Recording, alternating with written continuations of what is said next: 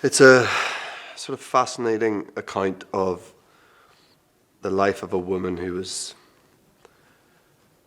just so impressive at what she did and what she put herself through to give us news.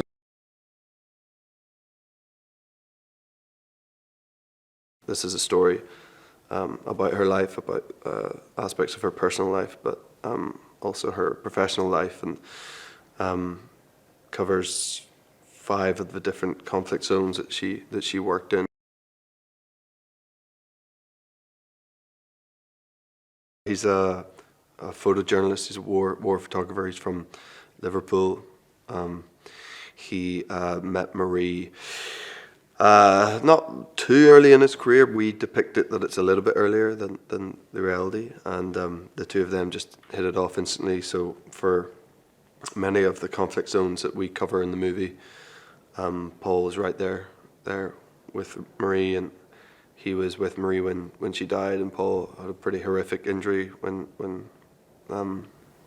Marie died in Syria in 2012. And he's a bit of a jester, a bit of a joker, great at his job, takes incredible pictures, and has no fear. I've never met anyone who's just less scared of every single, aspect of life, and I think a lot of that's down to the fact that he's had so many near-death experiences.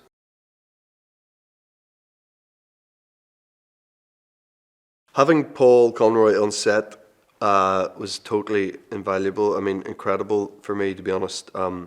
At times, in the early days, I struggled with it a wee bit, and we talked about maybe not having him sat sort of watching the monitors for the first couple of times, certainly the first 2 days, because it's tough enough doing this job and trying to portray someone, and I'm doing an accent, I'm doing a Scouse accent in it, and you're trying to embody someone else, and if that someone is sort of just outside of your eye line, it just adds this whole heap of extra pressure onto it, which I didn't want. But once Paul and I started to get to know each other really well and became comfortable with each other, then I loved having him there.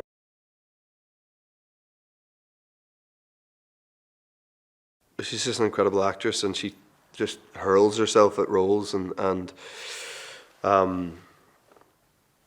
physicality and the tone of the voice and all that stuff that she's just nailed with Marie. And it was interesting, with real Paul Conroy, the first time he saw the first footage, on day one, he was sort of blown away. Even like stills photographs we'd taken before we started, Paul was like freaked out by it, about how her likeness to Marie.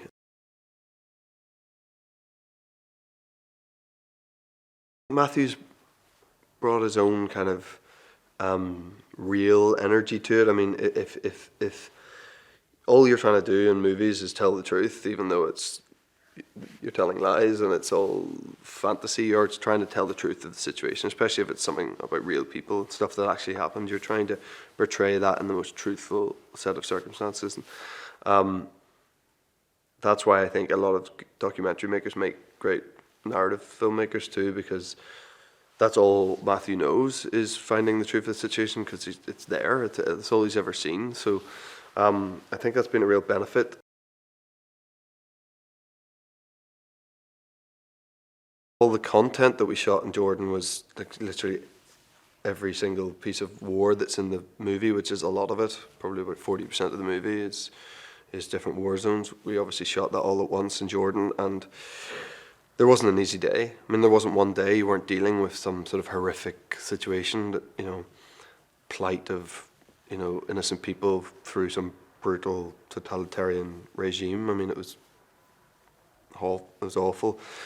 A lot of the time we were using real Syrian refugees as extras, and you'd be, filming a scene, and you just off the side, you just hear like someone wailing, and one of the extras would just break down, because it was all just felt, it was sort of digging up the past for them, and it was just, at times it felt very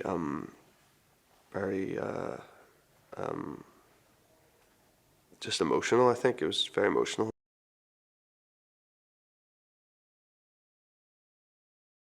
I think it's important this story is told now because, you know, awful things are still happening to people, to innocent civilian people in many different parts of the world. And the more you can shed light on the people who are trying to tell the truth of the situation and to feed us the information rather than the sort of what's given us to by the sort of main news streams, I think the better. And people like Marie and Paul, you know, continue to put their life on the line to essentially help these people, and it still seems that not enough changes.